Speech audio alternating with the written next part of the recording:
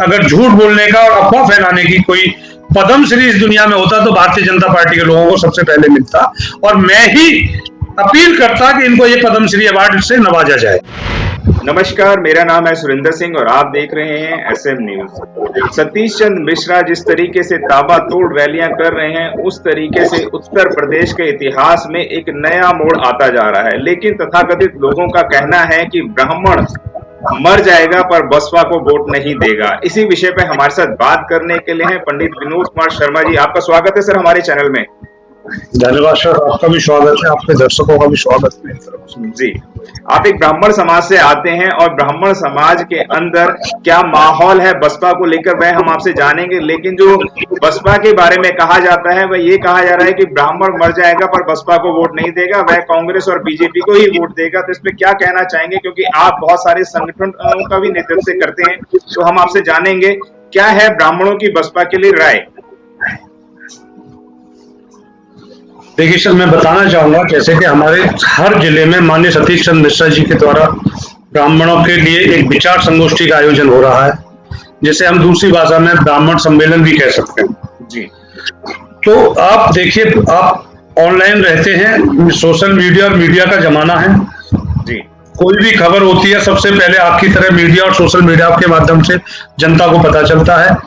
जिस तरह से माननीय सतीश चंद्र मिश्रा जी के साथ सम्मेलन या विचार संगोष्ठी का आयोजन हो रहा है, जिस जिस जिले में माननीय सतीश चंद्र मिश्रा जी जा रहे हैं, जितनी भीड़ उमड़ रही है और जितने लोग वहां पर आ रहे हैं, विपक्षी पार्टियों ने सभी तरह के इस सम्मेलनों को रोकने का काम किया है। सरकार ने तो हमारे कुछ लोगों के ऊपर मुकदमे भी लिखवाए हैं, डराने का भी काम कर रही हैं, और अफवाहें फैलाने का तो इनका सबसे बड़ा इनको डिग्री हासिल है। अगर झूठ बोलने का और अफवाह फैलाने की कोई पद्मश्री इस दुनिया में होता तो भारतीय जनता पार्टी के लोगों को सबसे पहले मिलता, और मैं ही अपील करता कि इनको ये पद्मश्री अवार्ड से नवाजा जाए जी। तो सब, लेकिन जमीनी हकीकत कुछ और है, बीजेपी और कांग्रेस कुछ और बता रही है। कांग्रेस तो देखिए जनाधार खत्म हो चुका है, कांग्रेस तो कहीं टिकती नहीं है, और बीजेपी से हमारा कोई कंपटीशन नहीं है। बहुजन समाज पार्टी अपने आप में एक बहुत बड़ी समाजवादी पार्टी, बहुत बड़ी पार्टी है। बड़ी होने के साथ साथ बहुजन पार्टी सर्वजन समाज की पार्टी है, सर्वजन हिताय सर्वजन सुखाय की बात करती है, और ये देश लोकतांत्रिक देश है, और ये लोकतंत्र से चलता है, ये किसी राजतंत्र से देश चलने वाला नहीं है, और लोकतंत्र संविधान में सुरक्षित है जी। सबसे बड़ी बात बहुजन समाज पार्टी की खासियत यह है, वो कभी भी अपना एजेंडा या श्वेत पत्र या घोषणा पत्र जारी नहीं करती है। देश का संविधान ही बहुजन समाज पार्टी का घोषणा पत्र होता है जी। और ब्राह्मण समाज सबसे ज्यादा पढ़ा लिखा समाज है इस देश में, इस देश को दिशा देने का काम करता है, संस्कृति देने का काम करता है, संस्कार देने का काम करता है, और भविष्य की रचना करने का काम करता है ब्राह्मण समाज जी। 2012 में और 2017 में दोनों सरकारों को हमने देख लिया है ब्राह्मण समाज के लोगों ने, जो कि बिल्कुल जीरो साबित हुई है। इन्होंने विकास के नाम पे कुछ नहीं किया, बल्कि 2007 से 2012 में जो विकास हुए हैं उस विकास को खत्म करने का काम किया है जी। उन बिल्डिंगों को, उन इमारतों को, उन कार्यालयों को मेंटेनेंस तक ये लोग नहीं कर पाए, जो बहन जी ने और बहन जी की सरकार ने यहाँ पे प्रदेश को दिए थी। और ये जनाधार और जनता बता रही है कि बहन जी के यहाँ जो भीड़ आ रही है, उस भीड़ से पता चल रहा है कि ब्राह्मण समाज मन बना चुका है और बसपा के साथ जुड़ चुका है, और अब इसको इनके पास कोई ब्राह्मण समाज को समझाने के लिए कोई जुमला बाकी नहीं रहा है। चाहे वो सारे जुमले इनके देख लिए, चाहे वो नोटबंदी का हो, चाहे वो डिजिटल इंडिया हो, चाहे वो मेक इन इंडिया हो, चाहे वो इनके जो भी हो, सारे के सारे फेल हैं। कोरोना काल में जब देश भूखमरी से, बीमारी से जूझ रहा था, तो सिर्फ अकेली बहन जी थी, बहुजन समाज पार्टी की राष्ट्रीय अध्यक्षा, उत्तर प्रदेश की पूर्व मुख्यमंत्री, पूर्व राज्यसभा सांसद परम आदरणीय बहन कुमारी मायावती जी थी, जो एक गरीब जनता के लिए, एक व्यापारी के लिए, एक किसान के लिए इस निकम्मी सरकार को बार बार ट्वीट के माध्यम से जगाने का काम कर रही थी, इनको समझाने का काम कर रही थी, और जनता के साथ खड़ी थी। जब लोग लाइन में, नोटबंदी की लाइन में लोग मर रहे थे, तो बहन जी ही आवाज उठा रही थी कि हमारे लोग मर रहे हैं, इनके ऊपर ध्यान दिया जाए।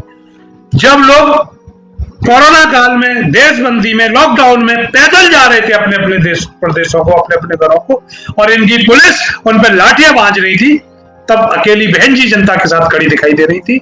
सारी सरकारें, सारी पार्टियां, सारे जनप्रतिनिधि अपने अपने घरों के अंदर बिलों में छुप गए थे। वहां पर सिर्फ बहन जी के ही ट्वीट दिखाई दे रहे थे। बहुजन समाज पार्टी का कार्यकर्ता, बहुजन समाज पार्टी का पदाधिकारी ही उन गरीबों के साथ, उन पैदल लोगों को खाना खिलाने का, पानी पिलाने का, राशन बांटने का, उनको घर तक पहुंचाने का काम कर रहा था। जी विनोद जी, अधिकतर बहन जी के बारे में कहा जाता है कि वे दलितों की राजनीति करती हैं, शूद्रों की राजनीति करती हैं, उनके हक की बात करती हैं। तो आपने कहा कि सर्व समाज की बात करती हैं, लेकिन ये दोनों चीजों में फर्क कहाँ से आता है कि लोग अधिकतर ये मानते और सोचते हैं कि जो बहन जी हैं वह सिर्फ दलितों की राजनीति करती हैं? क्या कहना चाहेंगे इसके ऊपर? देखिए बहन जी, ये मनवादी लोग जो होते हैं, जो समता मूलक समाज के विरोधी हैं, जो विकास के विरोधी हैं, जो शिक्षा के विरोधी हैं, जो द्वेष भावना रखते हैं अपने और दूसरे लोगों में, उन लोगों के लिए बात बिल्कुल सत्य हो सकती है। लेकिन मैं बहुजन समाज पार्टी की तरफ से बताना चाहूंगा, बहुजन समाज पार्टी सर्वजन हिताय और सर्वजन सुखाय की बात करती है, सर्व समाज की बात करती है।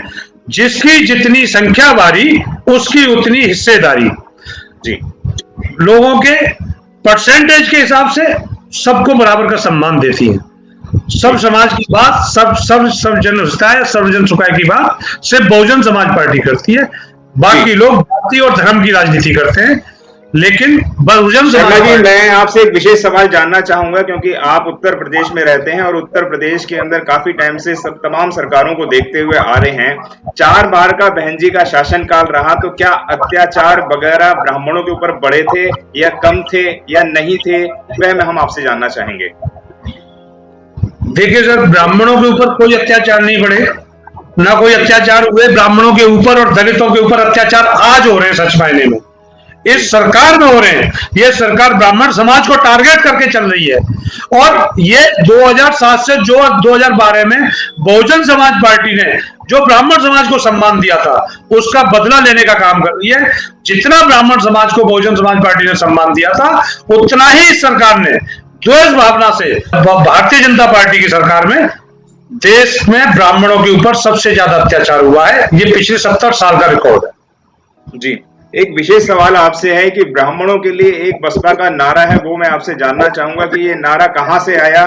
तिलक तराजू और तलवार और इनों में मारो जूते चार। तो ये नारे से क्या आप तात्पर्य निकालते हैं कि ये बसपा का नारा है? ये कहां से इस तरीके के नारे आते हैं? तो और ब्राह्मण समाज इस नारे के बावजूद भी क्यों खड़ा होगा बसपा के साथ? देखिए, ये जो तिलक तराजू और तलवार, इनको मारो जूते चार, जी, ये बहुत नारा चला था, दीवारों पे लिखवाया गया था। और इसके लिए मैं आपसे हाथ जोड़कर एक विनती करूंगा कि माननीय बहन जी की आवाज में, माननीय काशीराम साहब की आवाज में जी, या बसपा पार्टी के किसी भी नेता या किसी कार्यकर्ता या किसी पदाधिकारी की आवाज में आपके पास कोई रिकॉर्ड हो, तो मुझे दिखाने का काम करें। रही नारे की बात, ये विपक्षी पार्टियों की कारगुजारी होती है। ये किसी भी हद से गुजरने के लिए, दंगा कराने के लिए, लोगों को भड़काने के लिए किसी भी हद पे जा सकते हैं। ये विरोधियों की चाल थी, और उन्होंने रातों रात दीवारों पे लिखवाया था, ये दुष्प्रचार किया था बहुजन समाज पार्टी को सत्ता में आने से रोकने के लिए। और आप ही नहीं, किसी भी ब्राह्मण समाज के आदमी के पास, किसी भी आपके दर्शक के पास इस तरह के नारे के कोई रिकॉर्ड हो जो बहुजन समाज पार्टी के किसी भी नेता ने, किसी कार्यकर्ता ने, किसी पदाधिकारी ने की दिया हो, तो मैं उस आदमी की गुलामी स्वीकार करूंगा। जी, मैं धन्यवाद करूंगा आपका। जी जी, मैं धन्यवाद करूंगा आपका, जो आपने इस अहम विषय पर हमारे साथ बात करी और आपने बताया कि आज जो ब्राह्मण समाज है वह क्यों बसपा से जुड़े और क्यों वोट करे, और जिस तरीके के नारे जो बसपा में दिखाए जाते हैं, ये कुछ ना कुछ मनुवादियों की चाल होती है, जो इस तरीके से दूसरी पार्टियों को तोड़ने का काम भी करते हैं। और मैं धन्यवाद करूंगा विनोद जी, जो इस विषय पे आपने हमारे साथ बात करी। धन्यवाद सर।